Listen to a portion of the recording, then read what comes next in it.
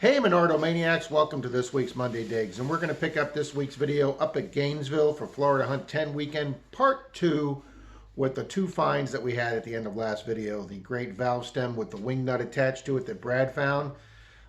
We find out that it's got a 1905 patent date on it, and that Stanhome cup, which we will show you what they are here right now. Alrighty, enjoy the video this week, folks. And let me just show you mine and Brad's finds. Brad just got this stunning brass valve cover stem. It's got some like tar or something, and I can't get that out. That's not mud. It's got the wing nut on it. That is absolutely gorgeous. Probably post 1900 all day long. Then I've got this. I've seen one of these before. It says Stanhome, and on the bottom it says a Stanhome project, or Stanley Home project for Stanhome. I have no idea. I don't know if this is some type of cup. I don't know what this is, but we're going to be looking this up. Alrighty, folks, a Google search of these Stanhome aluminum saucer products. These turned out to be two things. You could either use them as coasters. They're being sold as sets of coasters, and also as like small ashtrays. Obviously, a lot more people smoked in the 50s and 60s. So yes, this is they were used as aluminum coasters, and you can buy sets of them on Etsy or eBay. There you go. Alrighty, folks, now we go right into my two best finds of the day. I called Charlie and Brad over to see these. Always exciting when you can find something that a metal detector won't pick up, that you have to find in the hole with metal. But two great finds here. Alrighty, guys, got a signal there. There's a bottle, an old bottle neck with a bottle cap on it, probably maybe 30s, 40s. Got an even bigger signal here. And guys, the first thing I got out, because I could hear it scratching, once I got out this really old bottle. Charlie thinks it's a cork top because it's got no threads on it. It's got a number on the bottom, I think number 2 or something, and it's beveled here. I might have to ask Miss Deej about this. I know nothing about bottles, but that looks old, guys. Maybe like an old apothecary bottle. And then, guys, that wasn't the signal. The signal was screaming, and this came out. And Charlie and I thought it might originally be some type of center hubcap, but guys, it says something intramural, something sportsmanship trophy, something league. Guys, this is gonna be the top end of an old trophy from some sports league. Obviously you can tell it's been raining all day, so it's muddy as hell, but we're gonna clean this up, guys. Boom. Alrighty, take 3. Folks, I've tried contacting the director and the assistant director of intramural sports at the University of Florida, and they have not returned my numerous texts, so I have no information on this trophy. I cannot find any similar pictures of it on the internet, but we were going to continue to do research, and hopefully we'll find out more about this at a later time that we will update you folks. All right, while we were hunting the field, folks, Charlie walked down to the back of it. A lady called him from the backyard. He started talking to her way in the corner of the field, and she gave us permission to do her 1920s house. So that's where Charlie gets this great next find. Alrighty, gang, we have moved again. Mr. Charlie got us this little permission that's got a big backyard. I'm going to be joining him there in a second. He just got this silver, like, bangle bracelet. Guys, it rings up at 26.27, the same as the silver dime on the Knox. Came up at 92 on the disc, too, which is that silver? There you go, guys. We'll clean that up, but Mr. Charlie's got our first silver on the weekend. Boom. Shakalaka. There you go. Well, folks, unfortunately, the silver bracelet Charlie found in the backyard was the only good find out of this yard.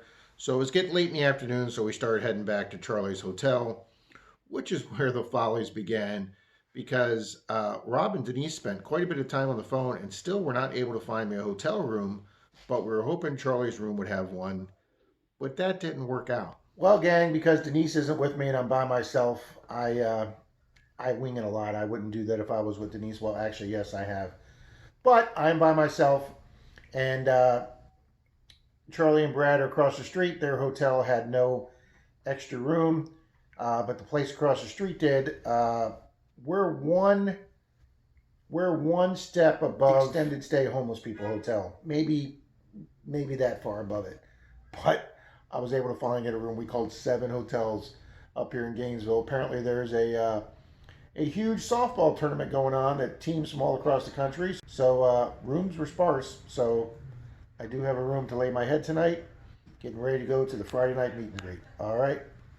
And here is my lovely hotel, one step above homeless status.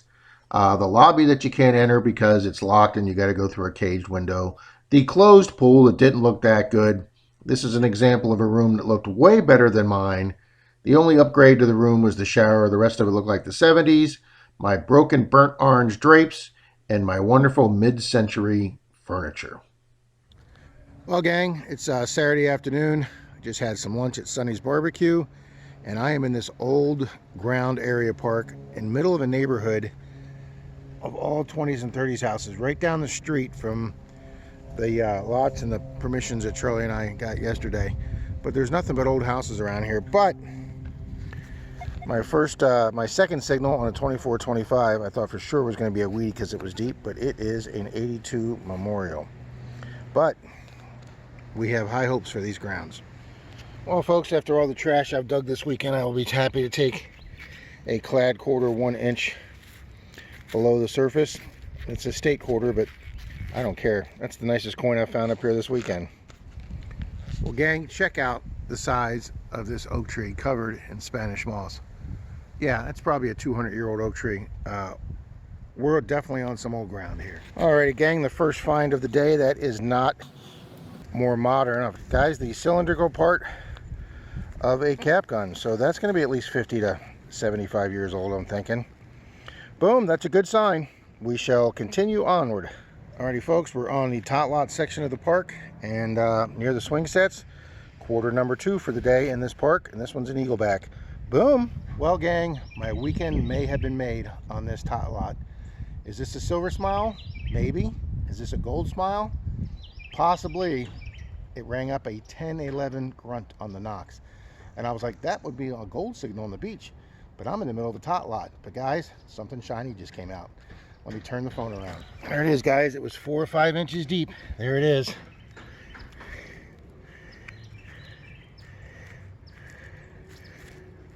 Oh, all right. We got a bench right there, a picnic table. We're gonna go clean this off, guys.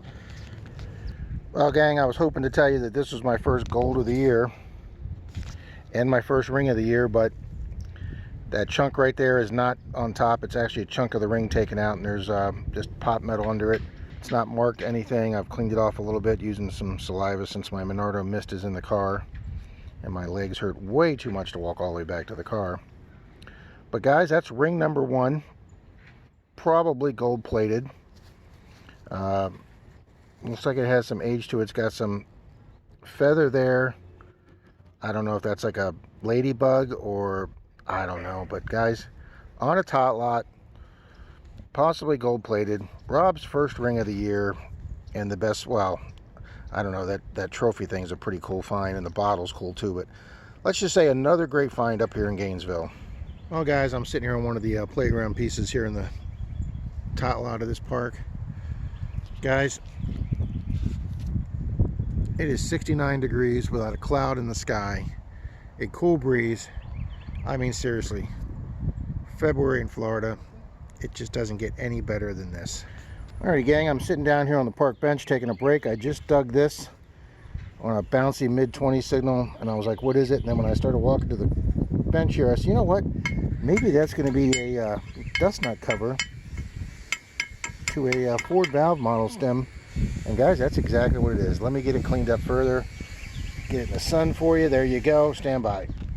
Well, folks, this looks like it was part of the larger piece. You can see the iron there broken off on the bottom, and it looks like some of the threads are broken off on the top. I did do some thumb scraping. I don't see any anything that says Schrader on it, but when we get back to the car, we'll hit that with the wire brush. Another nice little relic find up here in Gainesville. And not far from the valve stem nut cover, we get an auto light spark plug. Alrighty, gang, we got a 30 signal on the Knox. There should be a clad quarter right here below the surface.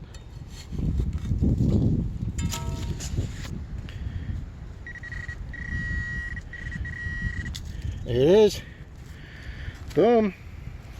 Quarter number 3 for the day, and it's an eagleback. Well, gang, I've said it a million times and I'll say it again. You never know what you're going to find with this hobby, and it's just so unpredictable, and sometimes it's so ironic.